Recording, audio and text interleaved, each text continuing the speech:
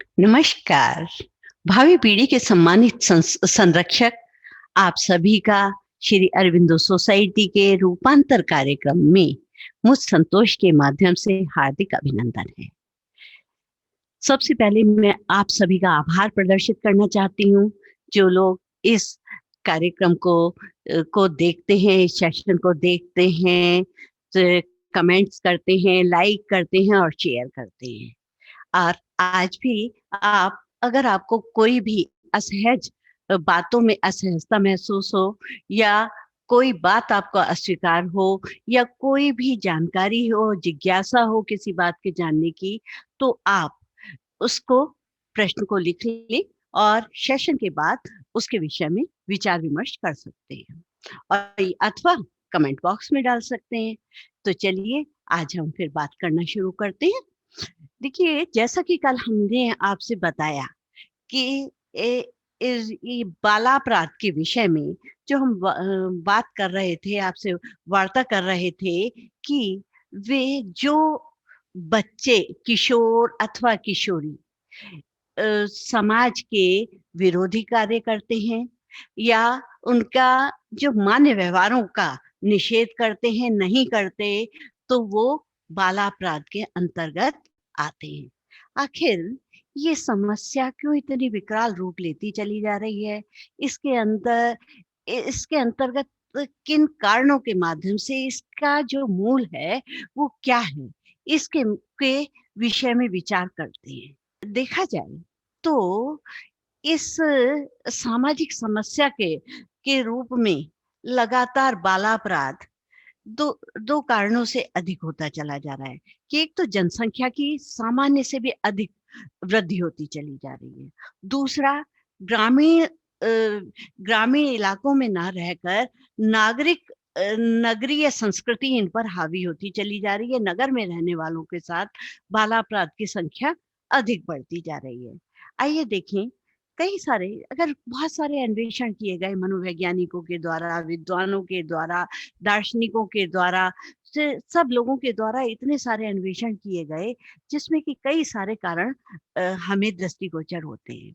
जैसे आनुवंशिक कारण, सामाजिक कारण, पारिवारिक कारण, या आप कहिए शिक्षा विद्यालय संबंधी कारण, या सांस्कृतिक कारण, मनोवैज्ञानिक कारण, इतने सारे कारण हैं जिसके कारण ये समस्या, जो कि इसके समस्या के मूल में है। चलिए आइए बात करते हैं हेरिडिटी कॉजेस का, यानी आनुवंशिक कारणों का। तो कई सारे इसमें सबसे पहले हम देखते हैं अपराधी प्रवृत्ति। ये आनुवंशिकता के माध्यम से अन्वेषणों से सिद्ध हो गया है कि जो व्यक्ति पहले से, पूर्व से अपराधी प्रवृत्ति के होते हैं, तो वो आनुवंशिक रूप से अपनी संतान को भी अपराध दे जाते हैं। इसके लिए बहुत सारे मनोवैज्ञानिकों ने अध्ययन किया, जिनमें से नाम आते हैं लॉम्ब्रेसो, मार्सले, डग गेल। इस तरह के मनोवैज्ञानिकों ने अपने सारे अन्वेषणों से सिद्ध किया कि जो है, ये डेलिक्वेंट्स आर बॉर्न, कि जो बालापराधी हैं वो जन्म से ही पैदा होते हैं, जन्मजात होते हैं, यानी कि उनका जन्म होता है, और इनके अंदर आनुवंशिक लक्षण होते हैं, और जो कि अपराधी प्रवृत्तियों को प्रोत्साहित करते हैं। अर्थात इससे हमें स्पष्ट होता है कि जो व्यक्ति पहले से अपराधी प्रवृत्ति चली आ रही है, जो इस तरह के अपराधी कबीले होते थे, अपराधी व्यक्तियों के समूह होता था, तो जो उनसे उत्पन्न होने वाली संतान वो अपराधी होती थी, और वही बालापराध, किशोरापराध या वयस्क अपराधी के रूप में होती थी, और फिर उनसे उत्पन्न होने वाली जो संतान है वो भी अपराधों से ग्रस्त होती थी। इसके अतिरिक्त एक और महत्वपूर्ण कारण है जिसके लिए बहुत बड़ा रिसर्च की गई, जो कि उत्पादक गुण सूत्र हैं, जो यानी कि हमारे क्रोमोसोम्स हैं। जैसे कि आप लोग जानते हैं कि एक फीमेल के अंदर XX क्रोमोसोम्स पाए जाते हैं, और मेल के अंदर, यानी पुरुष के अंदर एक्स वाई क्रोमोसोम्स पाए जाते हैं। उनके द्वारा ही संतान का निर्धारण होता है कि बालिका है अथवा बालक है। परंतु कभी-कभी असाधारण स्थितियों में एक असामान्य परिस्थितियों में स्त्री के अंदर केवल एक्स क्रोमोसोम रह जाता है और पुरुष का एक्स वाई वाई क्रोमोसोम्स से मिलकर के, जो इस उत्पादक सूत्रों से मिलकर के एक ऐसे बालक के का जन्म होता है जो कि स्वयं में अपराधी होता है। तो ये एक बहुत बड़ा फैक्टर है। इसके साथ साथ भी अ, एक माना जा सकता है कि इसके अंदर अपराधी, ये एक अपराधों को, जो कि माता-पिता चाहते नहीं, ना कोई उनके प्रति वातावरण था, ना कुछ है, परंतु उनके असाधारण सम्मिलन से एक अपराधी का जन्म हो जाता है। एक होता है शारीरिक रचना। अब आप सोचेंगे शारीरिक रचना क्या है? कभी-कभी ये एक आधारभूत कारण माना जा सकता है। कभी-कभी ऐसा होता है कि एक मेसोफॉर्मिक नाम की एक रचना होती है, जो कि खिलाड़ियों के लिए विशिष्ट होती है, जो देखने में बहुत बलिष्ठ होती है, पुष्ट होती है, स्वस्थ होती है और उनका जो शरीर बहुत ही गठा हुआ होता है और वो देखने में भी दूसरे को आक्रांत करने वाली होती है। ऐसे व्यक्तियों की जो शारीरिक रचना है, वो अधिकतर अपराधी होते हैं।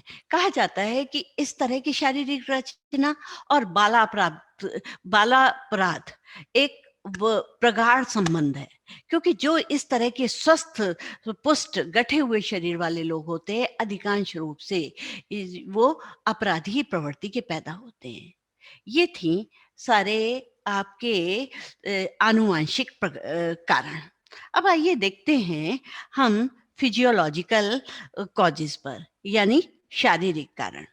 फिजी कई बार ऐसा होता है कि आपने किसी विकृत अंग वाले बच्चे को देखा हो। हैं?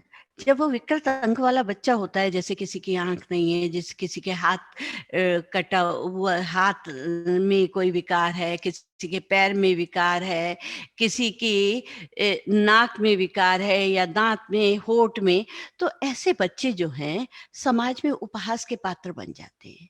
जब वो उपहास के पात्र बनते हैं, तो उनके अंदर उनके आत्मसम्मान को ठेस पहुँचती है और कई बार वो हीन भावना से ग्रस्त भी हो जाते हैं। तो उनके अंदर क्या होता है कि ये जो है दूसरे जो लोग उनकी हंसी उड़ाते हैं, जो उनका उपहास उड़ाते हैं, उनसे उनके प्रति प्रतिशोध की भावना आती है।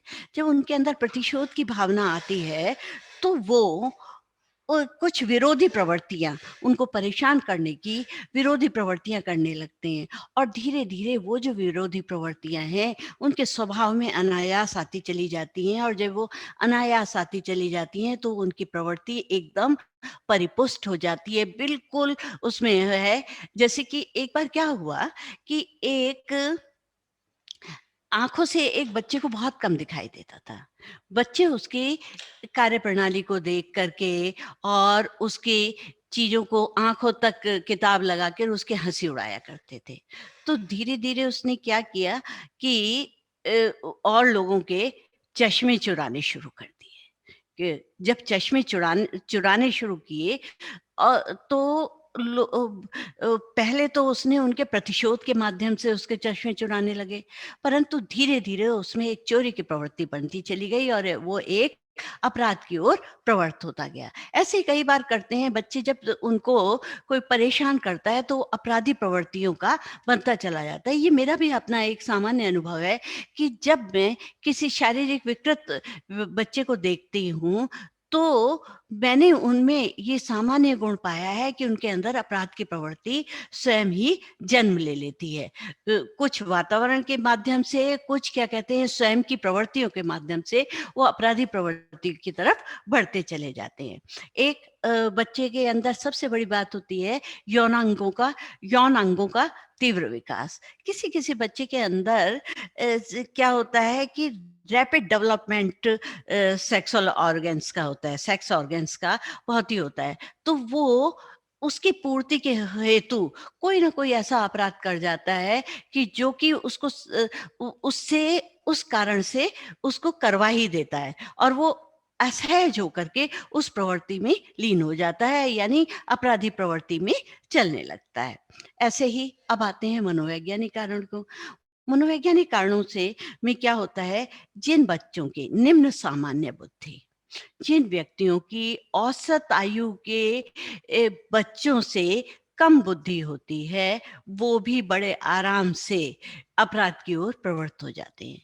उसका कारण क्या है कि जिन काफी सारे अन्वेषण हुए, सब कुछ है, तो उसमें देखा गया जिन बच्चों की बुद्धि लब्धि 100 से भी कम थी, वो बहुत सहज ही होकर के अपराध प्रवृत्ति में हो गए। कारण क्या है, उनकी सोचने समझने की क्षमता कम हो जाती है। जब दूसरे का उन पर प्रभाव पड़ता है, तो वो उस बात को अनायास ही मान लेते हैं, और उनसे अगर कोई व्यक्ति अपराध की तरफ उनको प्रवृत्त करता है, तो बहुत ही सहज होकर के वो अपराध करने में आ जाते हैं, अपराध की प्रवृत्ति में घुसते चले जाते हैं, चलते चले जाते हैं, और धीरे धीरे उनकी आदत में वो अपराध बनते चले जाते हैं।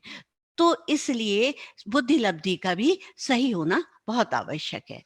इसके अतिरिक्त मानसिक रोग, जो बच्चे मानसिक रोगी होते हैं, उनके मानसिक विकास उनका स्वस्थ रूप से नहीं हुआ होता, वो भी बहुत शीघ्रता से बहुत तेजी से अपराध प्रवृत्ति की ओर झुकते चले जाते हैं।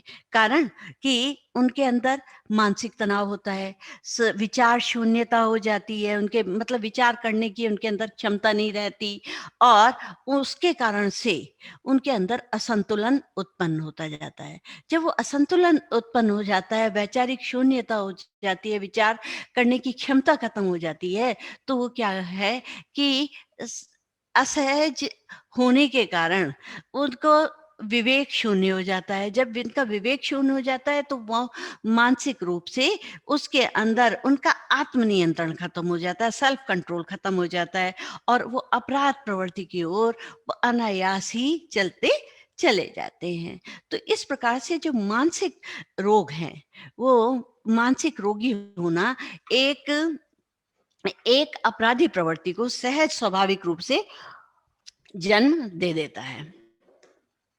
अब कई बार सप्रेस्ड डिजायर्स होती है, मनुष्य की अवरुद्ध इच्छाएं होती हैं। क्या है कि जो हम, जैसा कि मैंने आपको पहले भी बताया कि हमारी 14 मूल प्रवृत्तियां हैं, उसी के अनुसार 14 ही संवेग हैं। अब जब मूल प्रवृत्तियां हमारे अवरुद्ध हो जाती हैं, तो हम उस कार्य के उससे उत्पन्न जो संवेग है, वो हमारा अवरुद्ध होने लगता है, हमारी इच्छाएं अवरुद्ध होती चली जाती हैं, जिसके कारण से हम कार्य करने में असमर्थ हो जाते हैं। मान लीजिए पलायन नाम का की मूल प्रवृत्ति है, उसका संवेग है भय, पर जो वो है वो अवरुद्ध हो गया, तो उससे एक भावना से भावना ग्रंथि उत्पन्न हुई। जब वो भावना ग्रंथि उत्पन्न होती है, तो मनुष्य के अंदर बड़ी व्याकुलता, बेचैनी, परेशानी वो सब होती चली जाती है, और उससे दूसरी इच्छाएं मनुष्य की, बच्चे की, बालक की प्रभावित होती चली जाती हैं। जब वो प्रभावित होती चली जाती हैं, तो कोई व्यक्ति अगर उनको धमकाता है, उस बच्चे को धमकाता है, तो वो झूठ बोलने के लिए प्रवृत्त हो जाता है। जब वो झूठ बोलने के लिए प्रवृत्त हो जाता है, तो कई बार वो गलत कार्य भी उसके अनुसार करने लगता है, और वो कभी-कभी घर से भी भागने लगता है, क्योंकि वो संवेगात्मक अस्थिरता या मूल प्रवृत्तियों से की या इच्छाओं के अवरुद्ध होने के कारण उसके अंदर पलायनवादिता आने लगती है, और वो दूसरे पर आक्रमण करने में भी संकोच नहीं करता, और मानसिक संघर्षों से, मानसिक अंतर्द्वंदों से जूझता रहता है, जिसके कारण से उसके अंदर अपराधी प्रवृत्ति सहज रूप से ऐसे सहज रूप से समावेशित होती चली जाती है। जब वो समावेशित होती जाती है, तो एक समाज को परेशानी का, समस्याओं को जन्म, सामाजिक समस्याओं को जन्म देती चली जाती है। इसी तरह से एक है निराशा। अगर आप देखें, अगर कोई आक्रमणकारी है, बच्चा किसी पर हमला कर रहा है या कुछ कर रहा है, तो सबसे बड़ी बात है कि वो निराश है, क्योंकि निराशा ही आक्रमण की एक स्वाभाविक प्रतिक्रिया है। जब भी आप निराश होते हैं, कुछ भी आपको मार्ग नहीं दिखाई देता, तो आप एकदम किसी पर आक्रमण करने में संकोच नहीं, क्योंकि और कुछ उनको सूझता ही नहीं। सीधे उसको अगर कोई कुछ बोलता है या कुछ करता है, तो एकदम आप आक्रमणकारी हो जाते हैं, आक्रामक होते चले जाते हैं। और उससे क्या होता है कि जितना आप निराश होते चले जाएँगे, उतना आक्रमणकारी होते जा रहेंगे, और आक्रमणकारिता से आप धीरे-धीरे अपराध की तरफ उन्मुख होते चले जाएँगे। जब वो अपराध की तरफ आप उन्मुख होते हैं, तो जो व्यक्ति निराश होता है, नैराश्य में डूबा हुआ, जो बच्चा निराशा में डूबा होता है, तो उसका बहुत अधिक कारण, बहुत अधिक परिस्थितियाँ उसकी अपराध की ओर जाने के लिए सहज होती चली जाती हैं। अब आता है कॉम्प्लेक्सेस। जिन बच्चों के अंदर कॉम्प्लेक्सेस यानी ग्रंथियां जन्म ले लेती हैं, उनके अंदर भी सबसे अधिक अपराधी प्रवृत्ति जन्म लेती चली जाती है। जैसे कि क्या होता है कि ये इससे ही, जैसे आपके अंदर हीन भावना की ग्रंथि उत्पन्न हो गई, तो हीन भावना की ग्रंथि उत्पन्न हुई, तो आप हीन भावना के उसका आप बैठे-बैठे कुछ ना कुछ गलत-गलत सोच रहे हैं, और सोच रहे हैं किस प्रकार किसको परेशान कर किया जाए। उस हीनता की भावना को वो समाप्त करना चाहता है कोई ना कोई संहारकारी कार्य, विध्वंसक कार्य करके। और उससे क्या है, उसके अंदर अपराध की प्रवृत्ति होती चली जाती है। ऐसे ही कभी-कभी उसके अंदर उच्चाशयता की आत्म गौरव की ग्रंथि, उच्च होने की ग्रंथि, यानी सुपीरियरिटी कॉम्प्लेक्स की होती है, तो तब भी वो सुपीरियरिटी कॉम्प्लेक्सेस उसके अंदर पैदा हो जाते हैं, तो फिर उसके माध्यम से भी वो दूसरों को परेशान करना, आक्रमण करना, इस तरह की भावनाओं को, अपराधों को वो जन्म लेने लगता है। एक होती है विमाता ग्रंथि और या अथवा जीव ग्रंथि, जिसके कारण से भी बालक बहुत अधिक अपराधी प्रवृत्ति अपराधी प्रवृत्ति की ओर अग्रसर होता है, और असामाजिक कार्य करता चला जाता है। इस तरह से जब भी कॉम्प्लेक्सेस हमारे अंदर या कोई ग्रंथियों का निर्माण होता है, ग्रंथियों का स्राव होता चला जाता है, तो बालक सहज रूप से एक अपराधी प्रवृत्ति की ओर अग्रसर होता चला जाता है। और इमोशनल इम्बैलेंसेस, जब हमारे अंदर संवेगात्मक असंतुलन होता है, मानसिक रूप से संवेगात्मक असुरक्षा होती है, अपर्याप्तता होती है, किसी भी वस्तु से अपर्याप्तता होती है, हीनता की भावना आती है, प्रेम सहानुभूति का अभाव हो जाता है, और हमारे ऊपर कठोर अनुशासन होता चला जाता है। और उसके प्रति, तो कठोर अनुशासन के प्रति हम क्या होते हैं, पूर्ण समर्पण जब कर देते हैं, अथवा उद्दंड हो जाते हैं, या तो हम उसके प्रति समर्पित हो जाते हैं, या फिर उद्दंडता हमारे अंदर आ जाती है, तो हमारा व्यवहार और व्यक्तित्व दोनों ही उससे प्रभावित होता है। जब बच्चे का व्यवहार और व्यक्तित्व उससे प्रभावित होता है, तो वो उसमें असमायोजित होता है, बहुत ही इम्बैलेंस हो जाता है। मतलब उसको कहना चाहिए असंतुलित हो जाता है, असमायोजित हो जाता है, उसके साथ एडजस्टमेंट नहीं कर पाता।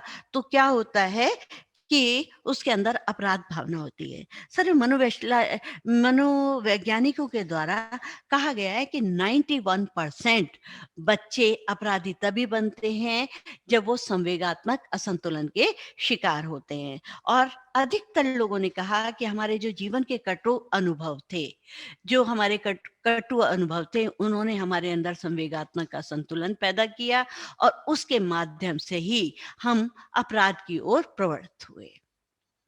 इसी तरह से ये हुए हमारे मनोवैज्ञानिक कारण। अब आते हैं हम सामाजिक कारणों की तरफ। सामाजिक कारणों में सबसे ज्यादा है, जो कि बहुत माना जाता है, साथी। बच्चे को किस प्रकार के साथी मिल रहे हैं। आप हमेशा अगर किसी भी अपराधी को देखें, तो आप पाएंगे कि कोई अकेला बच्चा कोई अपराध करने की हिम्मत नहीं कर सकता। वो हिम्मत तभी कर पाता है जब उसके साथ दूसरे दूसरे बच्चों का सहयोग उसको मिलता है। दूसरे बच्चे उसको प्रवृत्त करते हैं, दूसरे बच्चे उसके आगे बढ़ाने के लिए होते हैं, उनका आधार लेकर के ही वो उस अपराध की ओर प्रवृत्त होता है। तो कभी भी अगर देखा जाए, एक मनोवैज्ञानिक थे, उन्होंने क्या किया कि 500 के करीब अपराधी थे।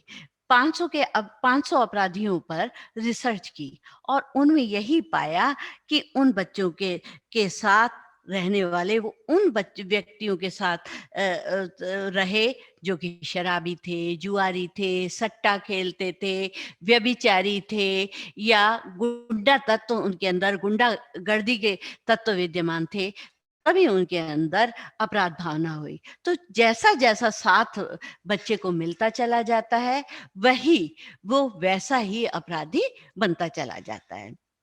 अब है इसके साथ साथ क्या होता है कि जब बच्चे के पास अवकाश ही अवकाश होता है, खाली समय होता है, खाली समय है, मनोरंजन के कोई अच्छे साधन नहीं है और खेलने की कोई व्यवस्था नहीं है, तो बच्चा क्या करता है, तो वो उस खाली समय में कोई ना कोई उसके अंदर अपराधी प्रवृत्ति होती है, या तो उसके साथ सकारात्मक खेल हो, या सकारात्मक मनोरंजन हो, या अच्छा सा वातावरण उसके साथ हो, और खालीपन में उसको कुछ ना कुछ करने के लिए व्यवस्था बनी हुई हो, तो वो जो है व्यवस्था बनी हो, तो वो अपराधी नहीं बनता। परंतु यदि उसके अभाव में, इन सुविधाओं के अभाव में, वो क्या बनता चला जाता है, अपराधी प्रवृत्ति का। तो ये बाला अपराध के लिए महत्वपूर्ण कारक सिद्ध हुआ है कि बच्चे को खाली बैठना है, तो उसके मतलब बच्चे को खाली ही नहीं बैठा हो। जैसे कि क्या होता है कि जब हमारे कोई खाली मैदान होता है, तो उसकी तरफ ध्यान नहीं दिया जाता, उसमें कुछ भी नहीं, बीज नहीं बोया, कुछ नहीं है, तो उसमें खरपतवार पैदा होती रहती है और बिना बात वो उसको क्या करती रहती है, उस जगह को भरती रहती है। तो ऐसे ही हमारा दिमाग है, हमारा दिमाग भी उसी तरह का है, उसी तरह का एक मैदान समझ लीजिए कि कुछ ना कुछ तो उसके अंदर उत्पन्न होता ही रहेगा, किसी ना किसी तरह के तो विचार हो जाएंगे। अगर हम अच्छे बीज नहीं बो पा रहे हैं, अच्छी चीजें सुविधाएं नहीं दे पा रहे हैं, तो उसके अंदर खरपतवार पैदा होगी और विषैलापन उसके अंदर उत्पन्न होता चला जाएगा और वही अपराध कहला देगी, अपराधों को जन्म देता चला जाएगा। ऐसे ही नागरिक वातावरण, आज का नगर का, शहरों का वातावरण इतना कृत्रिम और दूषित हो गया है, तो बनावटीपन इसमें आ गया है, दोषपूर्ण हो गया है कहीं पर भी। तो और अपराध को प्रोत्साहन देने वाले अनेक कारक विद्यमान हैं, जैसे कि आपके जगह जगह पर शराब के अड्डे खुले हुए हैं, शराब खाना खुला हुआ है, जुआ खेला जा रहा है, और आपका सट्टा खेला जा रहा है, और जगह-जगह शराब की दुकानें होती हैं, तो किशोरों को ये सारी चीज़ें प्रभावित करती हैं। वेश्यालय होते हैं, जो कि छोटी-सी उम्र के बच्चे हैं, उनको वो देखते हैं तो उनके अंदर जिज्ञासा होती है, तो वेश्यालय होते हैं, सस्ते-सस्ते से मनोरंजन चारों तरफ होते हैं। कई बार लाउड स्पीकर पर इतने अश्लील गानों की धुन बजती रहती है, इतने अश्लील गाने बजते रहते हैं, जो बच्चे को हमेशा प्रभावित करते रहते हैं, जो कि उसको अट्रैक्ट करते हैं, और बच्चा उसके प्रति सहज रूप से आकर्षित होता है, और वो गलत-गलत बातें, और फिर उसके संगी साथी भी उसी तरह के होते हैं, तो वो उन अपराधों की तरफ बड़े आराम से प्रवृत्त होता चला जाता है।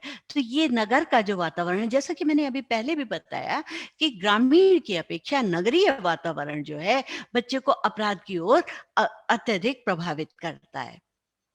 होता है। और कई बार क्या होता है कि बच्चे को राजनीतिक संरक्षण प्राप्त होता है। बच्चा बड़े आराम से कहता है मैं तो कोई भी गलती कर दूंगा, तो क्या है, मुझे तो बच्चा मेरे तो चाचा, दादा, पापा, कोई भी अदरवाइज कोई भी उसका रिलेटिव हो तो वो राजनीतिक रूप से होता है। तो होता है, जैसे कि मैंने एक बार फिर शायद आपको बताया भी था कि आप वो रास्ते में आप पकड़े गए, आपके पास लाइसेंस नहीं है, ड्राइविंग लाइसेंस नहीं है, तो वो बड़े आराम से कह रहा है कि तू मेरे चाचा को जानता है, मेरे पापा को जानता है, इस तरह की बातें। तो कई बार बच्चे उसमें आकर, और खास तौर से किशोरों को लगता है कि अरे मैंने कोई गलती करी तो मुझे तो बचा ही लिया जाएगा, और जब वो बचा लिया जाएगा, राजनीतिक संरक्षण है या कहीं से भी उसको संरक्षण प्राप्त है, तो भी वो खुल करके अपराध करते हैं, क्योंकि उनके अंदर भय तो समाप्ति हो चुका होता है। तो वो उनको उद्दंड बनाता है, उनको अपराध की तरफ प्रवृत्त करता है। तो राजनीतिक संरक्षण भी जो है वो अब बालकों को, किशोर और किशोरियों को अपराध की ओर प्रवृत्त करता है। कई बार गंदी बस्ती से मेरा मतलब ये नहीं है कि गंदी जगह की बस्तियां, बल्कि जैसे स्लम्स एरिया हैं आपके, तो वहां पर आप देखेंगे कि अधिकांश लोग अनपढ़ और अशिक्षित होते हैं। जब वो अनपढ़ और अशिक्षित होते हैं तो उनका मनोरंजन का ढंग भी बहुत फूहड़ होता है, उनकी बातों का ढंग भी बहुत फूहड़ होता है, जो कि किशोरों को, वहां के रहने वाले किशोरों को अधिकांश रूप से प्रभावित करता है, क्योंकि वो जन्म से ही उस वातावरण को देखते चले आ रहे हैं। तो उनके अंदर बहुत सहज होकर के वो प्रवृत्ति, अपराध प्रवृत्ति जन्म लेती चली जाती है। जब इसका सर्च किया गया, इसका सर्वे किया गया, तो ये अधिकतर देखा गया कि 25% जो अपराधी थे वो स्लम एरिया के थे, गंदी बस्तियों के ही थे, जिनके द्वारा जिनसे कि जो कि सबसे अधिक दरों वाले थे। उसी प्रकार अगर देखा जाए तो युद्ध, समाज में जब युद्ध होते चले जाते हैं, या राष्ट्र का, परस्पर राष्ट्र के प्रति राष्ट्र का युद्ध होता है, तो उसमें भी बच्चे बहुत प्रभावित होते हैं। यानी जिनके पिता युद्ध में गए हुए होते हैं, उनके बच्चे अनाथों की तरह से जीवन व्यतीत करते होते हैं, उनको कोई भी दिशा निर्देशन देने वाला कोई नहीं होता है, और वो धीरे धीरे अन्य अपराधियों के साथ उसके संपर्क में आते चले जाते हैं, और वो अपराध की ओर, बहुत आराम से, सरलता से प्रवृत्त होते चले जाते हैं। दूसरा, युद्ध के द्वारा क्या होता है कि युद्ध के कारण वो आपके अ, उसके पिता का देहावसान, पिता की मृत्यु हो गई, तो उससे भी बच्चा बिल्कुल अनाथ की तरह से हो जाता है। तो अकेली माता किस प्रकार से उसका लालन पालन करे, तो वो अपराध की तरफ प्रवृत्त हो जाते हैं। कई बार किसी राष्ट्र पर कोई बम गिर गया है, या युद्ध के कारण से बम गिर गया है, कहीं तहस नहस नगर हो गया है, तो वहां के बच्चे भी एक विकृत मानसिकता वाले हो जाते हैं और वो अपराध की ओर प्रवृत्त हो जाते हैं। अब एक जो हमारे जैसे देश का विभाजन हुआ 1947 में, 1947 में जब देश का विभाजन हुआ, तो आप देखेंगे उससे पूर्व की स्थिति बिल्कुल सीधी ठीक ठाक से थी। सब लोग, किसी के अंदर किसी तरह की वैमनस्यता नहीं थी, ना ही किसी सांप्रदायिकता थी, परंतु विभाजन होते ही सांप्रदायिकता भी फैली, और सांप्रदायिकता के कारण से क्या है, सांप्रदायिक झगड़ा भी बढ़ने लगा उसके बाद, और आपस में एक विद्वेष भावना से वो भी एक अपराध प्रवृत्ति को जन्म देता चला गया। तो राष्ट्र का विभाजन जहाँ होता है, वहां पर भी बाला अपराध अत्यधिक बढ़ता रहता है, क्योंकि वो इधर उधर से अफवाहों को सुनते सुनते उनके अंदर, और दूसरे लोग उनको दुष्प्रेरित करते रहते हैं, बुरे ढंग से प्रेरित करते रहते हैं, जिससे कि बच्चा तो सहज होता है, कोरी स्लेट होता है, जो सब उसके अंदर भर दिया जाता है वो उसी तरह का व्यवहार करता चला जाता है। तो उससे भी बाला अपराध की प्रवृत्ति अत्यधिक बढ़ती चली जाती है। अब आते हैं पारिवारिक कारण। मेन तो जो मैं कहती हूँ वो सब तो एक कारण है ही, पर परिवार सबसे बड़ा कारण है। अगर आपका परिवार स्वस्थ है तो बालक भी स्वस्थ है। अगर परिवार में कहीं भी अस्वस्थता या विकृति पैदा हो रही है, तो बच्चा अपराध की ओर अपने आप प्रवृत्त होगा। एक बहुत सहज ढंग है कि परिवार बच्चे की प्रथम पाठशाला है।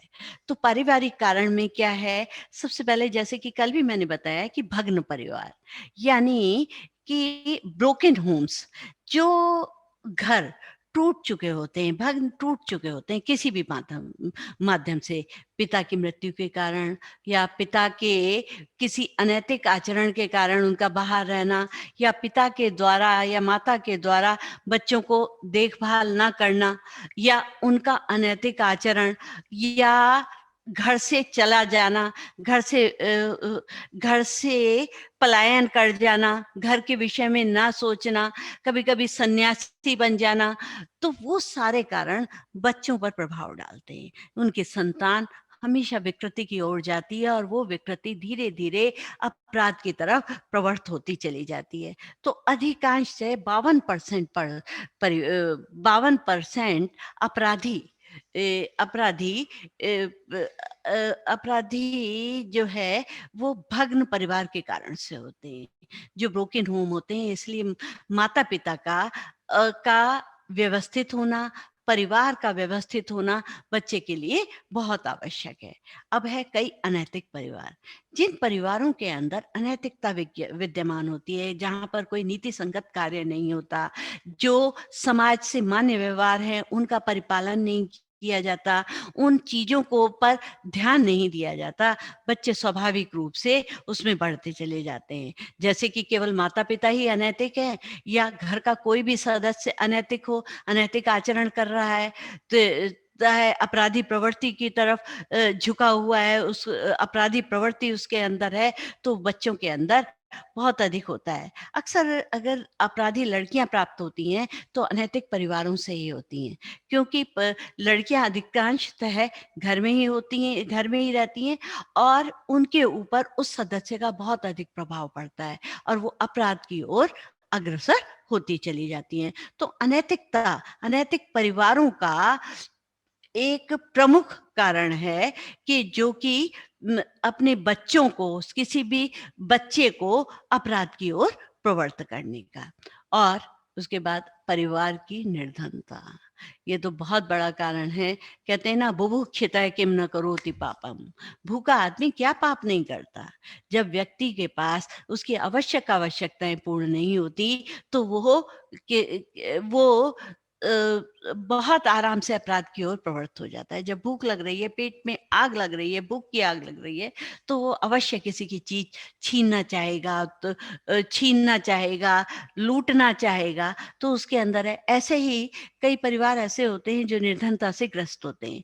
निर्धन है, उनको भोजन की सामग्री तो प्रॉपर मिल रही है, परंतु बच्चों के तो और बहुत सारी आवश्यकताएं होती हैं। इस लड़कियों के अंदर साज श्रृंगार की भावना होती है, लड़कों को नई नई चीजों को लेने की आवश्यकता होती है, चाहते हैं कि कुछ मिल जाए, तो उसके लिए, उस प्राप्ति के लिए वो कुछ ना कुछ ऐसी आपराधिक प्रवृत्ति करने लगते हैं, जैसे चोरी है, लूटपाट है, किसी को मारना है, किसी को मार करके छीनना है, किसी बच्चे की पिटाई कर दी, उसके हाथ से छीन लिया, या कहीं आते जाते किसी वृद्ध व्यक्ति का, किसी असहाय व्यक्ति से वो चीजें ले ली, या कहीं से कोई चीज उठा ली, उसको बेच कर के उनसे पैसा ले लिया। तो इस तरह की जो प्रवृत्तियां है, परिवार की जो निर्धनता है, वो इसका मूल कारण होता है कि अपराधी प्रवृत्ति अपने आप स्वतः ही निर्धनता के कारण जन्म लेती चली जाती है। और एक सबसे बड़ी बात है परिवार का वातावरण। जिस परिवार में हमेशा लड़ाई झगड़ा होता रहता है, भाई बहन अपराधी हैं, बहुत ही कठोर अनुशासन है। मतलब इतना कठोर अनुशासन है कि बच्चा बोल ही नहीं सकता। बच्चा के अपनी आवाज निकालना तो उसके लिए बहुत ही कठिन होता है। तो उसकी जो इच्छाएं हैं वो दमन कर दी जाती हैं, दमित इच्छाएं होती हैं, तो वो कहीं ना कहीं तो प्रस्फुटित होंगी। तो वो एक विकृत रूप से प्रस्फुटित होती हैं। जब वो विकृत रूप से प्रस्फुटित होती हैं तो जो है समाज में उसकी विकृति एक अपराध के रूप में स्पष्ट होती है। और कभी-कभी ऐसा भी होता है कि किसी घर का वो नियंत्रण जो है बहुत ही शिथिल होता है, बच्चों पर उनका कंट्रोल ही नहीं होता। जब ऐसा होता है तब भी बच्चे इधर उधर घूमते रहते हैं, गलियों में घूमते रहते हैं, कहीं निरुद्देश्य घूमते रहेंगे। और जब वो निरुद्देश्य घूमते हैं तो उन्हें गली मोहल्लों के बच्चे मिल जाते हैं। जब गली मोहल्लों के बच्चे बच्चे मिल जाते हैं तो उनके अंदर वो गलत गलत बातें डालते रहते हैं, क्योंकि वो भी उसी तरह के हैं तो ये भी इस तरह का है। तो दोनों जब मिलते हैं तो अपराध की भावना को अपराध की भावना उनके अंदर उत्पन्न होती चली जाती है। और जो है इसके साथ-साथ खेल का स्थान उन्हें नहीं मिलता। घर के अंदर ना कोई खेल का वातावरण है, ना कोई सहज स्थिति है, जो कि प्रसन्नता की है, तो बच्चा ना वहाँ से भागना चाहता है। बच्चा उस माहौल में नहीं रहना चाहता, क्योंकि वो बच्चा तो गली का बच्चा है, वो भी उसी तरह का है, तो वो दोनों एक-दूसरे को अपनी भावनाएँ सुनाकर आनंदित होते हैं। उनके मन की बात होती है, उसके भी मन की बात होती है, तो वो एक-दूसरे से मिलकर के प्रसन्न होना चाहते हैं। और जब वो प्रसन्न होते हैं तो उसका उस पर प्रभाव पड़ता है, इसका इस पर प्रभाव पड़ता है, और इस तरह से परिवार का वातावरण उसको एक अपराध की ओर उसके का की अभिवृत्ति बना देता है। इसी तरह से एक है तिरस्कृत बच्चे। तिरस्कृत बच्चों का मैं सबसे कहूंगी कि ये भी बहुत मूल कारण है। जहाँ पर बच्चे को तिरस्कार मिलता है, जहाँ पर उपेक्षा होती है, उसकी कोई बात नहीं सुनी जाती, उससे कोई बात करना नहीं पसंद करता, तो बच्चा कुछ इस तरह का कार्य करता है जिससे कि दूसरों का ध्यान उसकी ओर आकृष्ट हो। जब उसका ध्यान आकृष्ट करने के लिए कुछ ना कुछ इस प्रकार के कार्य करता है कि वो अपराध भी हो सकता है कि कभी अच्छा, क्योंकि जहाँ पर किसी बच्चे को बिल्कुल उपेक्षा कर दी जाए, उसको हर समय उसकी आलोचना की जा रही है, उसे डांटा जा रहा है, डपटा जा रहा है, पीटा जा रहा है, तो वो जो है बच्चा बहुत ही उदासीन हो जाता है, चिंताग्रस्त हो जाता है, और इस तरह की कोई ना कोई प्रवृत्ति करता है, इस तरह का कोई कार्य करता है जिससे कि वो अपराध की तरफ चलता चला जाता है, क्योंकि उसे दूसरों का ध्यानाकर्षण चाहिए, और ध्यानाकर्षण के कारण वो अपराध के माध्यम से अपनी दमित इच्छाओं की पूर्ति करता चला जाता है, और धीरे धीरे उसे उसमें आनंद आता चला जाता है, और वो उस दलदल में ऐसा डूबता चला जाता है कि उस उपेक्षा के माध्यम से उसे लगता है कि दूसरे लोग उसका ध्यान दे रहे हैं, और धीरे धीरे जो असामाजिक तत्व हैं उनके साथ उसका मिलन होता चला जाता है, और वो उनके साथ रहने में प्रसन्नता का अनुभव करता रहता है। अब बच्चों के प्रति दुर्व्यवहार, कुछ जगह ऐसे तो कुछ घर ऐसे होते हैं, या कहीं पर भी बड़े लोग, घर के दादा दादी बिना बात टोकते रहते हैं, डांटते रहते हैं, डपटते रहते हैं। कई बार तो माएँ भी बिना बात बच्चों की पिटाई कर देती हैं। किसी प्रकार गुस्सा उन्हें किसी पर आता है, बच्चों की पिटाई करती रहती हैं, चीखती रहती हैं, चिल्लाती रहती हैं, परेशान वो होती हैं अपने पति की तरफ से, पर बच्चों की पिटाई करती रहती हैं। तो वो उस दुर्व्यवहार का असर बच्चे के ऊपर बहुत पड़ता है, और ये एक महत्वपूर्ण कारण है कि जब बच्चा दुर्व्यवहार से ग्रस्त होता है, परेशान होता है, तो वो एक आक्रोश में आ जाता है, और वो चाहता है कि मैं किसी तरह से यहाँ से चला जाऊं और भाग जाऊं, और सबसे ज्यादा वो सब लोगों से, अपने परिवार के लोगों से तटस्थ होता चला जाता है, और घर से पलायन करना शुरू कर देता है, भागना है। और कई बार तो क्या करता है कि घर के रुपए, पैसे, आभूषण, ऐसी चीजों को भी लेकर चला जाता है। तो माता पिता का दुर्व्यवहार, भाई बहनों का दुर्व्यवहार उसके प्रति अपराध के लिए प्रवृत्त करता है। अब कई बार किसी पिता की अनुपस्थिति, जैसा कि मैंने भग्न परिवार में भी बताया था कि पिता घर में ही नहीं आते, कई कई दिनों तक घर में नहीं आते, या पिता की मृत्यु हो गई, या कोई धनोपार्जन की कोई भी स्थिति उनके घर में नहीं रही है, तो भी बच्चा जो है बच्चा बहुत ज्यादा अव्यवस्थित हो जाता है, मानसिक रूप से अव्यवस्थित हो जाता है, क्योंकि उस पर कोई ध्यान देने वाला नहीं होता। उसके जो अंदर के भावनाओं को समझने वाला कोई नहीं होता, तो धीरे धीरे बच्चा अपराध की तरफ जाता है। एक बहुत पहले एक सर्वे हुआ कि नीग्रो जाति, जो कि नीग्रो जाति में असामयिक मृत्यु माता या पिता की बहुत होती थी, पिताओं की, पुरुष वर्ग की बहुत अधिक मृत्यु होती थी। तो उनके बच्चे अधिकांश रूप से अपराधी प्रवृत्ति के निकलते थे। तो जिस भी परिवार में पिता की मृत्यु शीघ्र हो जाती है या पिता की अनुपस्थिति होती है, तो वहां पर बहुत शीघ्रता से अपराध भावना पनपती चली जाती है। तो ये सब कारण थे परिवार के कारण। अब आते हैं जो बच्चा परिवार के बाद कहाँ जाता है, विद्यालय में। तो विद्यालय का वातावरण अगर स्वस्थ नहीं है, विद्यालय में बच्चे को उचित प्रकार से वातावरण नहीं मिल रहा, तो भी वो अपराधग्रस्त हो जाता है। जैसे कि विद्यालय की स्थिति, अब विद्यालय जो है ऐसी जगह पर स्थित है जहाँ पर जहाँ पर बहुत कोलाहल है, दूषित वातावरण है, तो बच्चा उसे देखता रहता है, उस तरह की जहाँ पर एक असामाजिक तत्व भी रहते हों, तो बच्चा उसे आते-जाते देखता रहता है और उसके अंदर अ, से अनायास ही सहज रूप में वो सारी प्रवृत्तियाँ घर करती चली जाती हैं, तो उसका विद्यालय में पढ़ाई में मन नहीं लगता और उस दूषित वातावरण से प्रभावित होकर वो अपराध प्रवृत्ति की ओर अग्रसर होता चला जाता है। ऐसे ही कई कई स्कूल क्या होते हैं, उनपे नियंत्रण ही नहीं होता, कोई कंट्रोल ही नहीं होता। मैं आपको बताऊं, कई कई जगह तो वहां के गेट कीपर ऐसे होते हैं कि कुछ पैसे लेकर के बच्चों को पैसे ले करके बच्चों को बाहर निकाल देते हैं, है ना?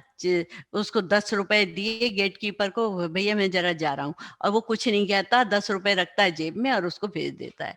तो और दूसरी बात ये है कि ये जितने स्कूल्स हो गए हैं, अधिकांश स्कूल, सब स्कूल्स को की मैं बात नहीं कर रही, जो ये नए खुल रहे हैं, वो शिक्षा की दुकानें हो गए। एक उन्होंने व्यवसाय बना लिया, उनको ये नहीं है कि बच्चे का भविष्य को संभालने के लिए हमारा विद्यालय खुला हुआ है, वो उसको नहीं देख रहे, बल्कि उसको एक दुकान की तरह, व्यवसाय की तरह से वो उसका प्रयोग कर रहे हैं कि भाई पैसा आता रहे, बच्चे का भविष्य चाहे कैसा हो, बच्चे के अंदर अच्छी प्रवृत्तियां पड़े या ना पड़े, उनके बच्चे का आचरण कैसा हो रहा है, उस पर उनका कोई ध्यान नहीं है, बल्कि वो एक व्यवसाय की है। अब बच्चा, जैसे मैंने बताया कि गेट कीपर को पैसे दे करके वो निकल गया, या तो सिनेमा जा रहा है, या किसी बच्चे से बदला लेने के लिए, कल उसका एक दिन पहले किसी से झगड़ा हो गया, उसको मारने जाना है, किसी के प्रति उसको अपना बदला लेना है, किसी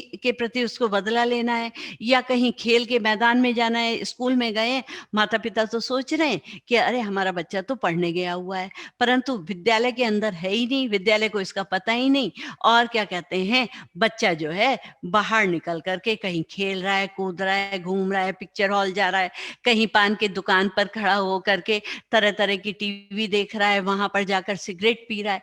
तो ये सारी चीजें एक अपराध को जन्म देती हैं। तो शिक्षा केंद्रों पर हमेशा नियंत्रण का जहां भी अभाव होगा, तो वहां के बच्चे अपराध प्रवृत्ति की ओर जाएंगे ही। खेल व मनोरंजन का अभाव।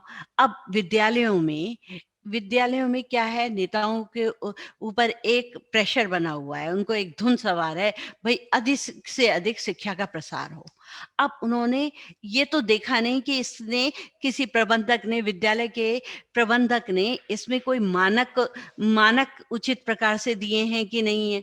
वो उनको शिक्षा के प्रसार के कारण उनको अप्रूव कराते चले जाते हैं, उस विद्यालय को अप्रूव कराते हैं, वहां पर बच्चों को घुस की तरह से भरते रहते हैं प्रबंधक, और जो है ना वहां पर खेल की व्यवस्था है, ना उचित प्रकाश की व्यवस्था है, ना कोई मनोरंजन की है, जिससे जो कि उसका शारीरिक, मानसिक, संवेगात्मक विकास होना चाहिए था, वहां पर उसका पूरा का पूरा अभाव होता चला जाता है और उस अभाव के कारण बच्चा जो है अपराधी प्रवृत्ति, क्योंकि उसको विकास तो उसे आवश्यक है, जब उसका विकास नहीं होगा तो वो द्वंद्वात्मक स्थिति में आ जाएगा, तनाव की स्थिति में आ जाएगा और उस तनाव की पूर्ति वो अपराध प्रवृत्ति में जाने के लिए करता रहेगा। तो इस प्रकार से खेल और मनोरंजन के अभाव से जो उसकी संवेगात्मक दमित भावनाएं हैं वो उसको अपराध की ओर प्रवृत्त करती चली जाती हैं। अब एक और है कि हमारे यहाँ की परीक्षा प्रणाली बहुत ही दूषित हो चुकी है कि बच्चे के अंदर सफल होना या असफल होना, पास होना या फेल होना बहुत मायने रखता है। तो अब पास होने के लिए क्या करता है, जो परीक्षा की प्रणाली होती है उसमें वो नकल करने की कोशिश करता है, अनुचित साधनों का प्रयोग करता है। जब उसको अनुचित साधनों का प्रयोग वो नहीं कर पाता है तो वो इंजुलेटर से भी लड़ाई शुरू कर देता है। यहाँ तक है कि उसमें मार पिटाई और जो है हत्या तक का प्रयास कर लेता है। आपस में बच्चों के साथ भी, शिक्षक के साथ भी इस तरह की प्रवृत्ति होती है। और अगर बच्चा असफल हो जाता है तो वो घर से भागने की कोशिश करता है। घर से भागने की कोशिश करता है तो वो जो है गलत हाथों में पड़ जाता है और जब गलत हाथों में पड़ जाता है तो वो एक बहुत अच्छा बहुत बड़ा, बहुत दुर्दांत टाइप का अपराधी बन जाता है। जब वो अपराधी बन जाता है इसी तरह से कई बार वो आत्महत्या तक का प्रयास भी करता है। तो ये जो परीक्षा प्रणाली जो है वो अपराध प्रवृत्ति को बढ़ावा देने के लिए है। वैसे तो चलिए उसके बारे में हम लोग बाद में बात करेंगे उसके निवारण के लिए। तो उसके साथ-साथ ही है जो आजकल एक प्राइवेट स्कूलाइज़ेशन बहुत हो रहा है। प्राइवेट जहाँ देखो कुकुर-मुत्तों की तरह से प्राइवेट स्कूल्स खुलते चले जा रहे हैं। और अगर आप इस बात का अनुभव करना चाहते हैं कि पीढ़ियों के बाद पीढ़ियाँ एक पहाड़ी नदियों की तरह से नीचे की तरफ से विनाश की तरफ गिरती चली जा रही है। यानी जैसे इतनी सारे, तो आप जाकर के प्राइवेट स्कूल को देख लीजिए। प्राइवेट स्कूल जगह-जगह, जगह-जगह खुलते चले जा रहे हैं और बच्चों के विकास के लिए, बच्चों के विकास को अवरुद्ध करते चले जा रहे हैं। तो उससे क्या हो रहा है कि किसी प्राइवेट स्कूल में जाकर हम देखें तो बच्चे का शारीरिक, मानसिक, संवेगात्मक विकास बिल्कुल अवरुद्ध होता चला जा रहा है और वो हमारी बालकों को, किशोर बालकों को अपराध प्रवृत्ति की ओर धकेल रहा है, जिससे कि बच्चे का पूरा व्यक्तित्व चौपट होता चला जा रहा है। तो इस प्रकार से अगर हम देखें तो शैक्षिक वातावरण भी एक बच्चे को अपराध की तरफ अग्रसर करने के लिए बहुत अधिक हो रहा है। अब आते हैं संवाद वाहन के साधन। अब जो हमारे संवादों के वाहन के साधन हैं, होने तो चाहिए मनोरंजन के लिए, स्वस्थ मानसिकता विकसित करने के लिए, पर इस प्रकार का हो नहीं रहा। मान लीजिए आपको कॉमिक्स है, बच्चा कॉमिक्स बहुत पढ़ता है, किशोर जो हैं कॉमिक्स पढ़ते हैं, पर उसके अंदर इतनी एक अनर्गल ऐसी भाषाओं का प्रयोग होता है कि बच्चा एक स्वस्थ भाषा का विकास नहीं कर पाता। जबकि पढ़ाई के माध्यम से उसको अच्छी तरह की भाषा का परिमार्जन होना चाहिए, स्वस्थ भाषा नहीं मिलती और कई बार उसमें कल्पना के माध्यम से, कल्पनाओं की कल्पनाओं को इस प्रकार से कल्पनाओं को, आक्रामकताओं को, उत्तेजनाओं को इतना प्रकार से बढ़ावा दिया जाता है कि वो उसके मन पर उसका प्रभाव पड़ता है और बच्चा उन उत्तेजनाओं के माध्यम से, उन कल्पनाओं के माध्यम से अपराध प्रवृत्ति की ओर अग्रसर होता चला जाता है। तो कॉमिक्स भी इतने अच्छे नहीं रह गए हैं, विषय सामग्री जो है उनकी वो बहुत ही काल्पनिक है, तो उसके माध्यम से भी अपराध प्रवृत्ति को बढ़ावा मिला। कई बार सस्ते उपन्यास और पत्र-पत्रिकाएँ, जो कि बहुत ही सहज रूप से उपलब्ध हो जाते हैं। बच्चे के पास पैसा तो अधिक नहीं है, पर वो सस्ते-सस्ते से उपन्यास खरीद लाता है। क किशोर अवस्था है, उसको पढ़ने का इच्छा तो हो रही है, तो उसको पुस्तक कहाँ से, पत्र-पत्रिकाएँ कौन-सी मिली, जो उसके अंदर कि उसकी कामुकता को बढ़ावा देने वाली हैं, उसके माध्यम से ही जो युवक-युवतियों के यौन संबंध पर आधारित होती हैं, उसके माध्यम से उसको प्रेम दिखाती हैं, तो उसके विकास को अवरुद्ध कर देती हैं और उसको ही वो वास्तव में प्रेम समझने लगता है। जब उसको प्रेम समझता है, तो वो उसी प्रवृत्ति पर प्रेरित होता चला जा रहा है और उस प्रवृत्ति के माध्यम से वो अपराध की तरफ अग्रसर होता चला जाता है। तो ये जो थे सस्ते उपन्यास हैं, पत्र-पत्रिकाएँ हैं, ये हमेशा बच्चे को अपराध के मार्ग पर बढ़ाने में सहायक होते हैं। अब है सबसे बड़ी बात है मूवीज़। जो आपकी चलचित्र हैं, तो चलचित्र में क्या होता है कि चलचित्र बच्चा देखने के लिए चला जाता है, ऊपर से पोस्टर ही ऐसे-ऐसे लगे हुए होते हैं कि बच्चा उसको सोचता है कि मैं किसी प्रकार से उसके अंदर उसको देख कर आऊँ। आखिर इसमें ऐसा क्या है? जो उसकी जिज्ञासा होती है और वो वहाँ पर जाकर के एक अजीब तरह का देखता है जो कि कल्पना से बिल्कुल अलग होता है और ऐसी विकृति जो कि उसके लिए पूर्ण रूप से वर्जित होती है। बच्चे जैसे मैंने कल बताया कि जहाँ पर वर्जनाएँ होती हैं, उस पर अधिक जाना चाहते हैं। तो इस तरह के एडल्ट मूवी को वो देखना चाहते हैं कि वो आराम से उसमें प्रवेश करते हैं और उसे देख कर के अपने अंदर एक उत्तेजना की भावना पैदा करते हैं और उससे तरह-तरह के चलचित्रों के माध्यम से अपने मन में उन्हीं फीलिंग्स को रखने लगते हैं और उसके माध्यम से उन कल्पनाओं का सहारा लेकर के जब वो एक मार्ग पर प्रशस्त होते हैं यानी कल्पनाओं को जब साकार रूप देने लगते हैं तो वो अपराध प्रवृत्ति की तरफ चलते चले जाते हैं। तो ये जो है चलचित्र जो है अधिक से अधिक बच्चे के अंदर जो मूवीज हैं, जो पोस्टर्स हैं, वो बच्चे के अंदर हाँ, अक्सर अधिकांश रूप से अपराध प्रवृत्ति की ओर अग्रसर करते हैं।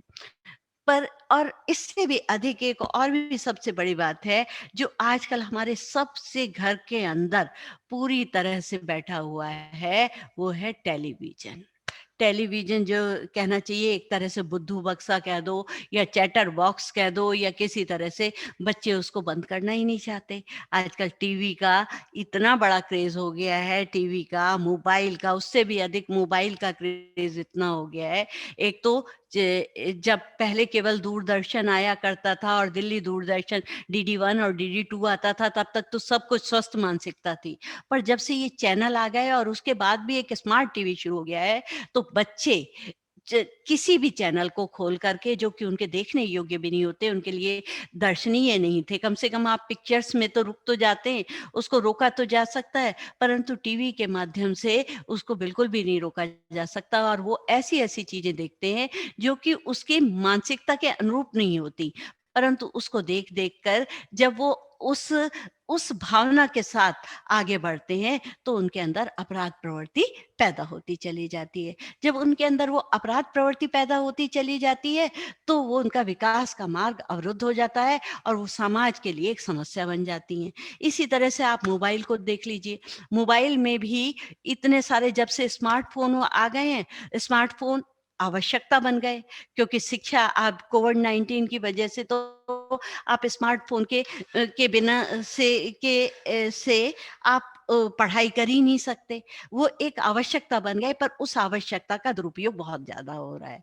हर बच्चा, छोटा-सा बच्चा जो पैदा हुआ है, वो तक भी दूध जो पी रहा है, वो भी मोबाइल देख कर के पी रहा है। खाना खा रहा है तो मोबाइल देख कर के खा रहा है। जो आप और धीरे-धीरे उसमें विकास है, जब बच्चे को ना दिखाओ तो वो चीखता है, चिल्लाता है, काम नहीं करता है। ऐसे ही धीरे-धीरे बच्चा बढ़ता हुआ उसको देखता है और किशोरों के लिए तो सबसे ज़्यादा हानिकारक हो गया है। किशोर इस तरह के उत्तेजक सीन, अश्लील सीन और आपके इस तरह की बातें सुनते हैं, देखते हैं, तो उसके माध्यम से उनके अंदर अपराध प्रवृत्ति पैदा होती चली जा रही है। तो ये सारी चीज़ें हैं जो कि बाला अपराध के लिए सबसे ज़्यादा टेलीविज़न को और मोबाइल को मैं कहूँगी कि ये प्रारंभिक प्रशिक्षण केंद्र है बाला अपराध का, क्योंकि अपराध की प्रवृत्ति प्रारंभ से ही उसके साथ जुड़ती जा रही है। ये तो थे आपके संवाद वाहन के उसमें। कई चीज़ें ऐसी भी हैं कि जो मैं इसमें नहीं बता सकी हूँ, परंतु वो शायद आप अपने आप से समझ सकते हैं। उसके अतिरिक्त एक और हमारी जो है संस्कृति, सांस्कृतिक कारण। आज जो हमारी जो संस्कृति पहले थी प्रारंभिक रूप से, जिसमें कि आपका सोना जगना सारे नियम ध्यान आदि सारे थे, सारे एक निश्चित होते थे। वो सारी संस्कृति आजकल बदलती चली जा रही है। कोई सब लोग बाहरी वातावरण के तरफ बाहरी गुणों को तो दिखाना चाहते हैं, पर आंतरिक गुणों का सब प्रकार से अभाव होता चला जा रहा है। चाहे तो वो परिवार के अंदर है, चाहे समाज के अंदर है, चाहे आपके परिस्थितियों के अंदर है, सब में उसके प्रति किशोर और किशोरियों का ध्यान आंतरिक गुणों की तरफ नहीं है, बल्कि बाहरी गुणों की तरफ अत्यधिक होता चला जा रहा है, जिसके कारण बहुत ही विद्रूपता आती चली जा रही है और अपराध की प्रवृत्ति होती जा रही है। जब बच्चों को वो सारे साधन नहीं मिलते जो कि उनके बाहरी आवरण को सुंदर नहीं बनाते, वो हमेशा परेशान रहते हैं। इतने सारे ब्यूटी पार्लर खुल गए हैं जो कि उनके केश विन्यास, बच्चा जो है आजकल ये नहीं सोचता कि मेरे अंदर क्या गुण हैं, किन गुणों को मैं विकसित करूं, बल्कि सोचता है मैं किस तरह के केश विन्यास करूं, किस तरह का वेश विन्यास करूं, किस तरह की ड्रेसेस पहनूं, किस तरह की वो करूं। कई जगह तो ऐसा होता है कि बच्चे इस कल्चर के कारण उन चीज़ों को देख कर के चलचित्रों के माध्यम से वैसी की वैसी ड्रेस पहनने लगे हैं, और उसके कारण उस कल्चर से प्रभावित होकर के जो चीज़ें देखते हैं, उसके आधार से, उसके कारण से मुंबई जो कि फ़िल्मी दुनिया का केंद्र है, वहाँ पर भागते हैं, और वहाँ पर जब भागते हैं तो उनके अनुरूप जो उन्होंने कल्पना जगत में अपनी कल्पनाओं में सारा समेटा होता है, वो वहाँ पर कुछ नहीं मिलता, और उससे धीरे-धीरे अपराध जगत में पहुँचते चले जाते हैं और दूसरे लोग उनका फ़ायदा उठाते रहते हैं।